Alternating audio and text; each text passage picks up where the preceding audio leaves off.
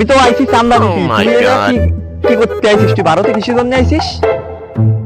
আরে চান্দা ভাই, আপনি ভারতে চলে যান চান্দা নিতে।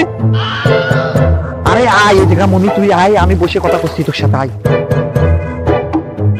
চান্দা ভাই, আপনি চান্দা নিতে ভারতে চলে আসেন, বিষয়টা একটু বলেন তো। আরে ভাই, আমার কাছে একজন 100 টাকা করে চান্দা দিত। সে বাংলাদেশ থেকে ভারতে চলে আসে, গত 2 মাস ধরে সে আমার কোনো চান্দা মান্দা দেয় না।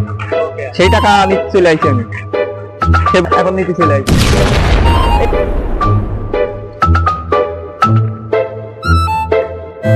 চান্দা ভাই, ওই দেখেন পুলিশ আসতেছে। আপনার দেখে কি পুলিশ আসলো নাকি? কি পুলিশ এসেছে? চান্দা ভাই আইছে, ভয় পাবেন ওরা।